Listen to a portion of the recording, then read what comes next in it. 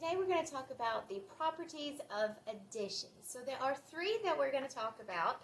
We have the commutative property, identity property, and associative property. Let's start with the commutative property of addition. Commutative property is when you take your facts and they trade places. So here's what that would look like. If I have 3 plus 4, and I want to use a commutative property, I'm going to take those two numbers and they're going to flip their locations. So 3 was first, so now we're going to have 4 first, and it'll be 4 plus 3. Now, we just finished doing equivalent equations, so we know that 3 plus 4 gives us 7, and 4 plus 3 also gives us 7. So flip-flopping their locations in the commutative property does not change their sum. Next, we're going to talk about the identity property of addition.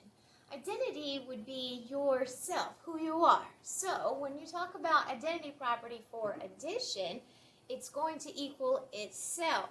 So you're going to add 0 to the number. So you can take any number, let's do 89 plus 0, and it's going to equal itself. It equals 89.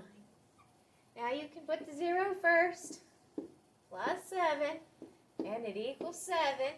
So identity property is when you add 0 to any number, and it equals itself. The last property we're going to talk about today is the associative property.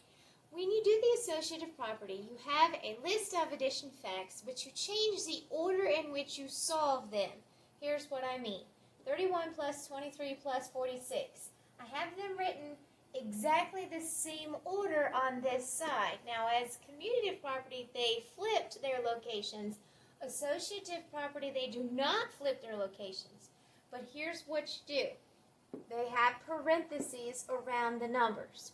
So if parentheses are around these two numbers, in your next side, the parentheses will be around the other two numbers. The parentheses are what you would add first. So on this side, we would do 31 plus 23. We would get our answer. And then we would add 46. And we would get 100. Next, when we do this side, we would do what's in parentheses first over here, which is 23 plus 46.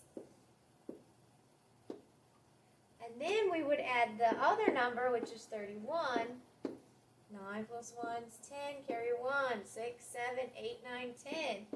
And you notice we still get 100 over here, and we get 100 over here. They're equal.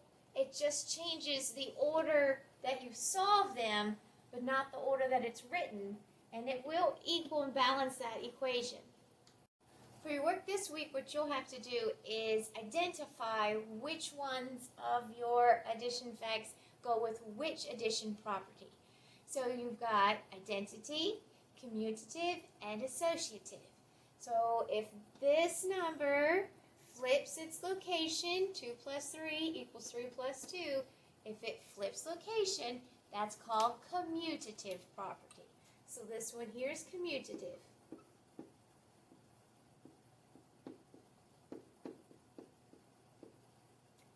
(41 plus 0 equals 41). So if it equals itself, it's identity property.